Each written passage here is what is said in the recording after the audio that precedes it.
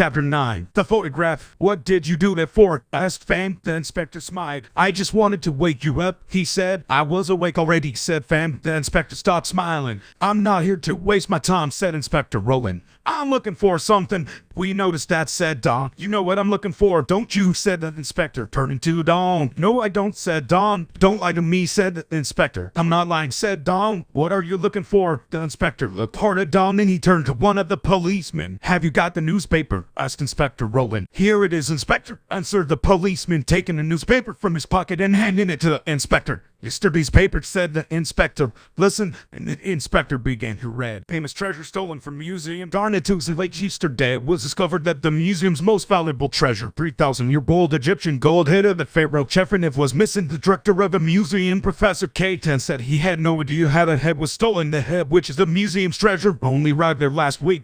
The darn police, under Inspector Francis Roland, are investigating the crime. The inspector stopped reading and looked up. I heard about that, said Fam. When? Asked the inspector sharply. Yesterday evening, said Fame on the radio. He smiled, so did Zara. Don laughed. The inspector looked annoyed. Don't waste my time, said the inspector. What do you know about the head? Nothing, said Fame. Is that what you're looking for? Perhaps, said the inspector. Fame laughed. Look, Inspector, he said, I didn't steal that head, nor did he. He pointed at Don, nor did she. He pointed at Zara. None of us stole it. You're wasting your time. I'm not so sure, said the inspector. Look at this. He handed Fame a photograph. Fame looked at it. The photograph had been taken inside the museum. It showed a group of men standing around the golden head of Cherephnev. The men were all holding glasses and smiling. A lot of important people came to the museum last week, said the inspector. There was a reception to celebrate the arrival of the pharaoh's head. That photograph was taken at the reception. I see, said Fame. Now look very closely at the men in the photograph, said Inspector Roland. Fame looked at a group of happy smiling men at a party. Fame didn't recognize any of the men at first. Then he looked more closely. There was a man on the left, half hidden by the man in front. It was Harker. Do you recognize anybody? Asked the inspector. Yes, said Fame. Who? Asked the inspector. The man on the left, said Fame. It's Harker. Exactly, said Inspector Roland. Harker? Okay, said Fame. So Harker was at the reception. What does that prove? Look at the back of the photograph, said the inspector. Fame looked. On the back of the photograph was written C300 490. It was Harker's writing. Do you recognize the writing? Asked the inspector. No, said Fame. Don't you? Said the inspector. Well, I'll tell you whose writing it is. It's Harker's.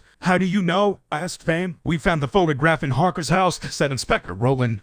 We are sure that the writing on the back of the photograph is Harker's writing.